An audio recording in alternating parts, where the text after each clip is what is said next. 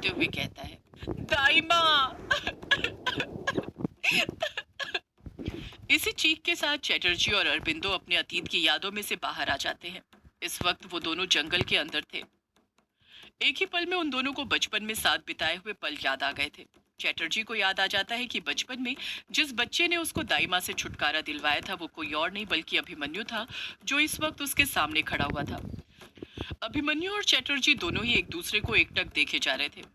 चैटर्जी अभिमन्यु को देखते हुए हैरानी के साथ कहता है, तो वो आदो तू है अभिमन्यु? अभिमन्यु हामी भरते हुए कहता है, हाँ चैटर्जी, वो बच्चा मैं ही हूँ। क्यों, पहचान में नहीं आ रहा ना? बाल और दाढ़ी बड़ी करने की वजह से?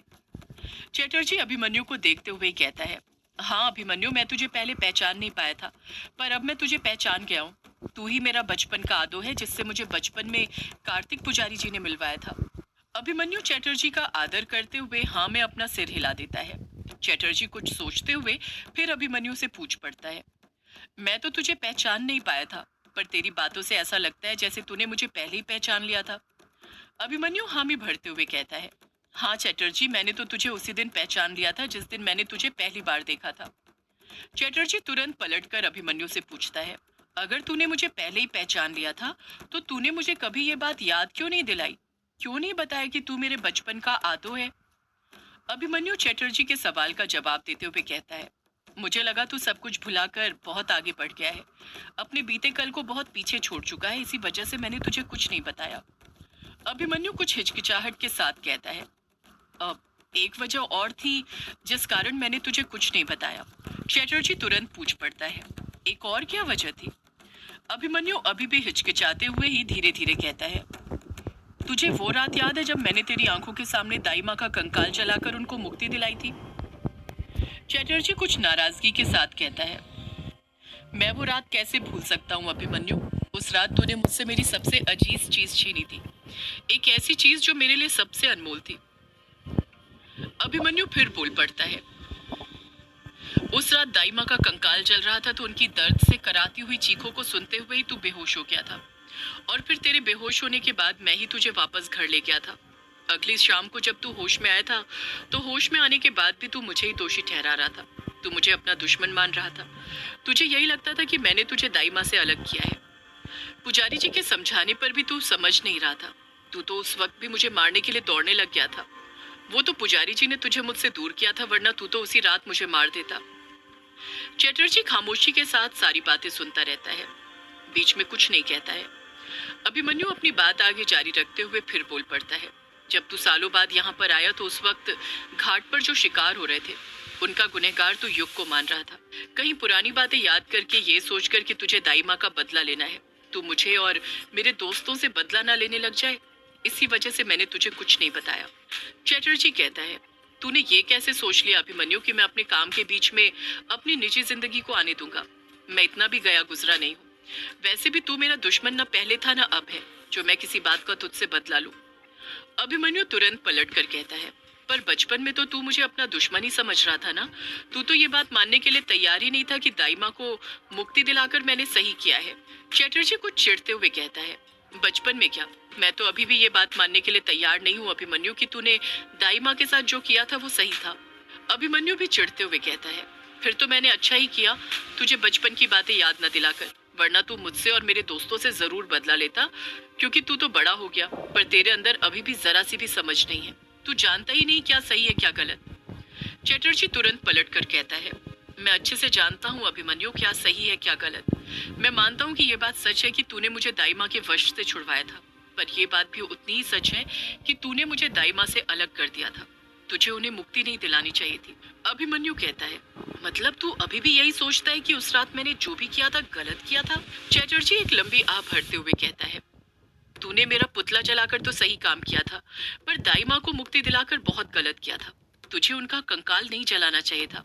अभिमन्यु कहता है, अगर उस रात में दाई माँ का कंकाल नहीं जलाता तो तू मुझे मार देता। चैटर्जी कुछ गुस्से के साथ कहता है, मैं तुझे मारने वाला नहीं था अभिमन्यु, बल्कि मैं तो तेरा भी पुतला बना रहा था दाई माँ के लिए। अभिमन्यु कहता है, और वो पुतला बनाने के बाद दाई माँ मुझे अपने इशारों पर नचाती, जैसा वो चाहती वैसा मैं करता, और अगर मैं उनकी बात नहीं मानता तो वो मुझे भी मार देती। चैटर्जी ना में अपना सिर हिलाते हुए कहता है, नहीं अभिमन्यु, वो ऐसा कभी नहीं करती। अभिमन्यु आक्रोश के साथ पूछता है, तो फिर तू ही बता दे, वो मेरा पुतला बनाकर दाई माँ क्या करती? चटर्जी जवाब देता है, वो तुझे भी उसी तरह लाड दुलार करती जिस तरह वो मुझे किया करती थी। अभिमन्यु उखड़े हुए लहजे में कहता है, तेरी बातों से तो ऐसा लगता है जैसे तू आज भी दाई माँ के वश में है, उस पुतले से बंधा हुआ है जिसे मैंने जला दिया था। चटर्जी कहता है, मैं पुतले से नहीं बल्कि दाई माँ के मोह से बंधा हुआ हूँ, उनकी ममता से बंधा हुआ हूँ। अभिमन्यु कहता है, तू उस बूढ़ी औरत को ममता से भरी हुई कैसे बोल सकता है चटर्जी? तूने उस घर में जो कंकाल पड़े हुए थे उन्हें देखा नहीं था क्या? देखा नहीं था जो बेड पर बच्ची का कंकाल पड़ा हुआ था? वो कंकाल नहीं देखे थे जो मैंने तुझे बेड के नीचे से निकाल कर दिखाए थे? चटर्जी कहता है, तू उन कंकालों के बारे में जानता ही क्या है अभिमन्यु, जो उन कंकाल की बात कर रहा है? तू जानता है बेड के ऊपर जो बच्ची का कंकाल था वो किसका था? अभिमन्यु चुप ही रहता है, चटर्जी के सवाल का कुछ जवाब नहीं देता है। उसके चेहरे से साफ समझ आ रहा था कि उसे इस बारे में कुछ नहीं पता था। चटर्जी फिर अभिमन्यु से पूछ पड़ता है, तू जानता है बेड के नीचे जो 2 कंकाल थे वो किन किन के थे? अभिमन्यु अब भी चुप ही रहता है। चटर्जी आक्रोश के साथ कहता है, नहीं जानता ना, तू कुछ कैसे जानेगा? उस रात तो बस तुझे दाई माँ को मुक्ति दिलाने का जुनून सवार था। अगर उस रात तूने उन्हें मुक्ति दिलाने से पहले उन कंकालों के बारे में दाई माँ से पूछ लिया होता तो शायद तू भी उन्हें फिर मुक्ति नहीं दिलाता। अभिमन्यु आहिस्ते से चटर्जी को एकटक देखते हुए कहता है, वो बेड पर रखा कंकाल किस बच्ची का था चटर्जी? चटर्जी अभिमन्यु के सवाल का जवाब देते हुए कहता है, वो कंकाल किसी और का नहीं बल्कि दाई माँ की पोती का था। जैसे ही अभिमन्यु चटर्जी के मुंह से ये बात सुनता है, उसके पैरों तले जमीन खिसक जाती है। अभिमन्यु हकलाते हुए कहता है, क्या कहा? दाई माँ की पोती का? पर ऐसा कैसे हो सकता है? गुरुजी ने तो हमें बताया था कि दाई माँ की कोई संतान नहीं थी, फिर वो कंकाल उनकी पोती कैसे हो सकती है? चटर्जी कहता है, अभिमन्यु ये तो जरूरी नहीं ना कि माँ का सुख पाने के लिए किसी औरत को कोख से ही किसी को जन्म देना हो। एक माँ तो सब बच्चों को अपनी ही संतान समझती है। अफवाहें सच्चाई से ज्यादा तेजी के साथ फैलती हैं और जो बात तूने दाई माँ के बारे में सुनी थी वो भी अफवाहें थी। अभिमन्यु परेशान होते हुए कहता है, ये तू क्या बोल रहा है चटर्जी? मेरे तो कुछ भी समझ में नहीं आ रहा है।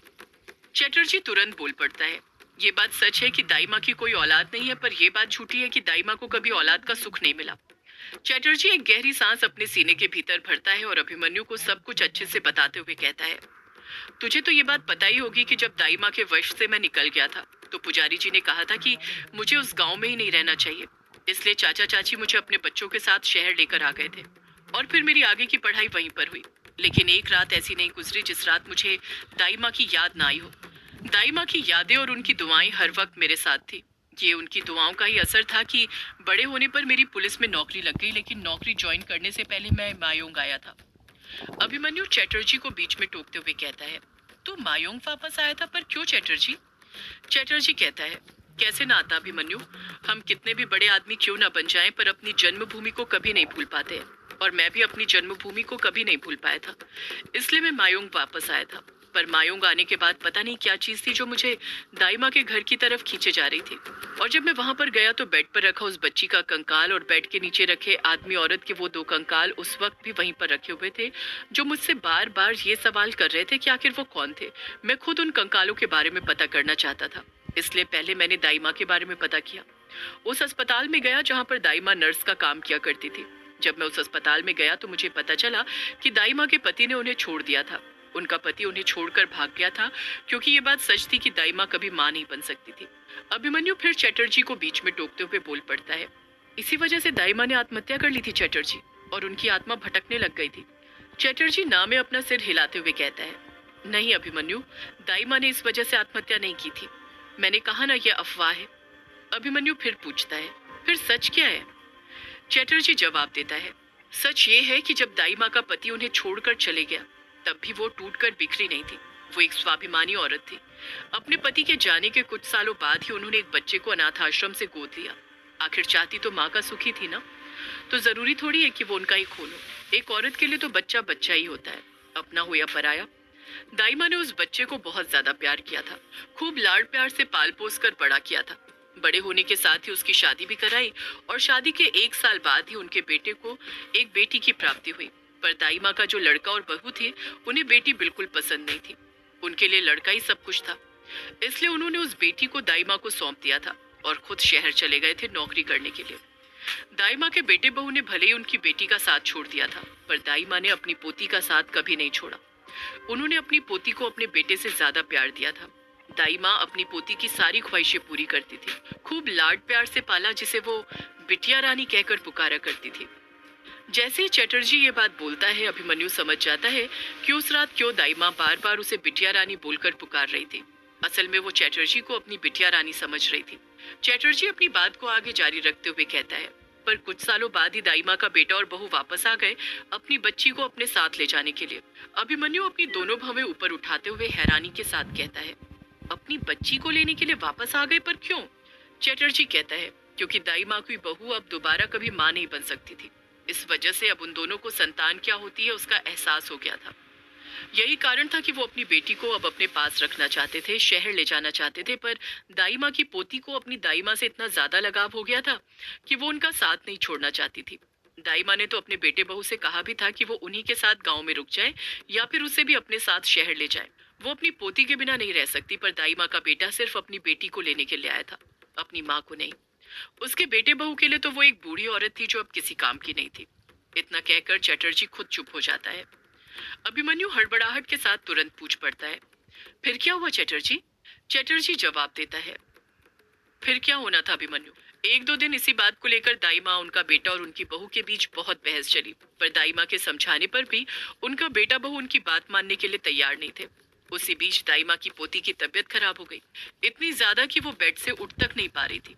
और ये सब हुआ था दाई माँ के बेटे बहू के कारण, क्योंकि दाई माँ की पोती खुद दाई माँ के साथ रहना चाहती थी। चटर्जी एक लंबी आह भरते हुए कहता है, और एक रात जब दाई माँ अपनी पोती को सुलाने के लिए कहानी सुना रही थी, उसी वक्त दाई माँ का बेटा और बहू वहां पर आ गए। उन दोनों को ये लगने लग गया कि उनकी बेटी तबीयत खराब होने का नाटक कर रही है ताकि उसके माँ बाप उसे वहां से ना ले जा पाए, वहीं पर रुक जाए। पर यह सच नहीं था। बिटिया रानी की तबीयत सच में खराब थी, पर दाई माँ के बेटे ने बिटिया रानी की एक नहीं सुनी। वो जबरदस्ती अपनी बेटी को बेड पर से उठाने लग गए, और उसी दरमियान हाथापाई में बिटिया रानी जो बेड पर लेटी हुई थी, उसकी गर्दन पीछे की तरफ झटके के साथ मुड़ गई, जिस कारण उसकी मौत हो गई। दाई माँ ये सदमा नहीं सह पाई और उसी वक्त उनकी भी मौत हो गई।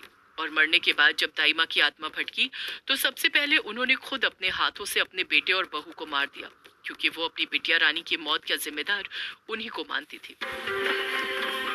सदियों से है पुराना